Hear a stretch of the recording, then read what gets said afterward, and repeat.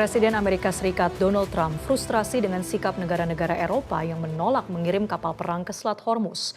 Apa alasannya? Berikut ulasannya dalam Top Review.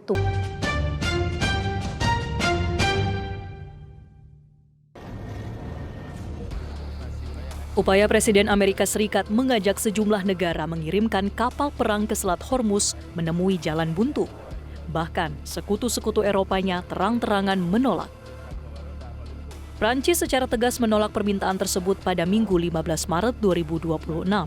Kementerian Luar Negeri Prancis menyatakan keengganan mereka untuk terlibat secara militer dalam eskalasi yang terjadi. Jerman juga menolak secara terbuka pada hari Senin 16 Maret 2026.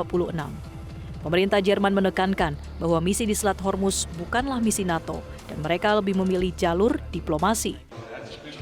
Die NATO ist ein Verteidigungsbündnis und kein Interventionsbündnis. Und deswegen wünsche ich mir, dass wir auch mit dem notwendigen Respekt im Bündnis hier miteinander umgehen. Wir teilen das Ziel, dieses iranische Regime muss aufhören. Es muss ersetzt werden durch eine demokratisch legitimierte Regierung.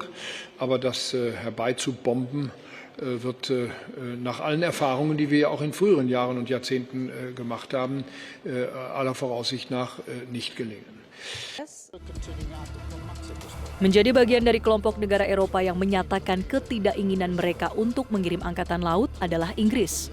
Perdana Menteri Sir Keir Starmer menyatakan bahwa pengamanan Selat Hormuz tidak pernah direncanakan sebagai misi NATO. Firstly, we are working with others to come up with a credible plan for the Straits of Hormuz to ensure that we can reopen shipping and passage through the strait.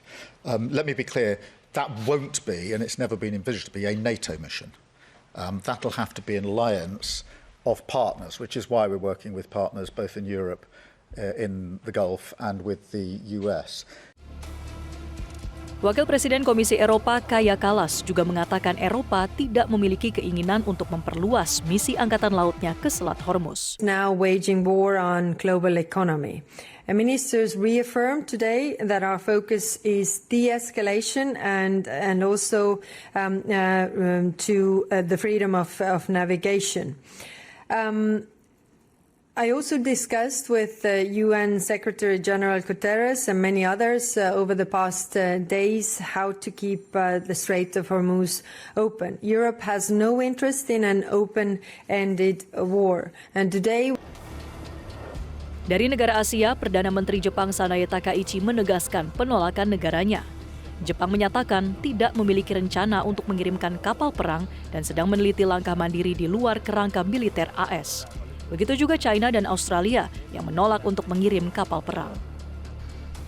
Secara keseluruhan, Trump dilaporkan telah meminta bantuan kepada 7 negara, namun hingga 17 Maret 2026, mayoritas sekutu tersebut kompak menolak dengan alasan ini bukan perang kami, dan kekhawatiran akan terseret ke dalam konflik militer yang lebih luas dengan Iran. Respons Presiden Donald Trump dan pemerintah AS terhadap penolakan sejumlah negara sekutu untuk mengirimkan kapal perang ke Selat Hormuz ditandai dengan nada frustrasi, kritik terbuka, dan ancaman terhadap masa depan kerjasama pertahanan. Trump secara spesifik memperingatkan bahwa penolakan tersebut akan berakibat sangat buruk bagi masa depan NATO.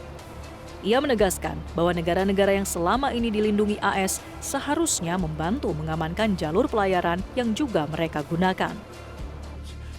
Trump menekankan bahwa AS telah melindungi banyak negara dari ancaman luar selama bertahun-tahun, sehingga ia menuntut balas budi dalam bentuk dukungan militer di Selat Hormuz. Trump secara khusus juga menyampaikan rasa tidak senang dengan sikap Inggris yang tidak mau terlibat. So I was very upset with, not upset, I was not happy with the UK.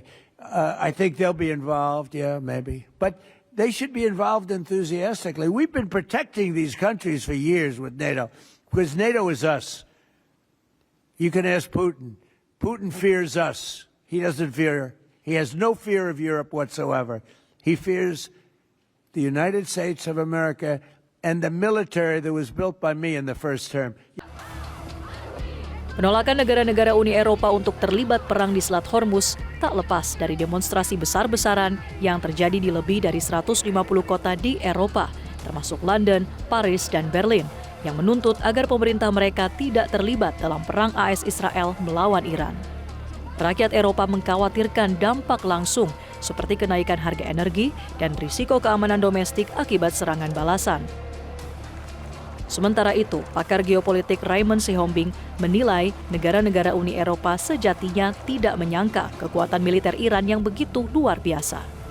Di samping itu, mereka sendiri mengalami defisit alutsista setelah dipakai membantu Ukraina dalam perang melawan Rusia. Mereka tidak ingin baik negara yang tergabung dalam AUKUS dan NATO, mereka tidak ingin terlibat langsung dengan konflik dengan negara Iran. Karena kita tahu dan fakta yang kemudian terbuka setelah 14 hari lebih serangan dari Amerika Serikat dan Israel ke Iran, bahwa sebenarnya persenjataan dan kekuatan militer Iran untuk melindungi dan membalas serangan dari Amerika dan Israel itu tidak terbayangkan. Lalu yang kedua, kalau kita lihat di sini, misalnya kalau kita ambil contoh Inggris dan Italia dan juga Perancis, ini adalah negara-negara yang mengirimkan atau negara-negara yang memberikan bantuan senjata atau persenjataan secara militer dan uang dan finansial ke Ukraina pada saat perang di Ukraina, dan sekarang mereka sendiri sedang mengalami masalah keterbatasan dan bahkan defisit amunisi. Amerika Serikat kini kesulitan mencari mitra koalisi militer dalam perang Iran. Kini yang bisa dilakukan adalah membujuk negara-negara Teluk untuk terlibat. Namun, tampaknya itu akan sulit dilakukan karena mulai muncul kesadaran di negara-negara Teluk bahwa ikut terjun langsung ke perang melawan Iran hanya akan merugikan kepentingan nasional mereka dan memicu instabilitas kawasan.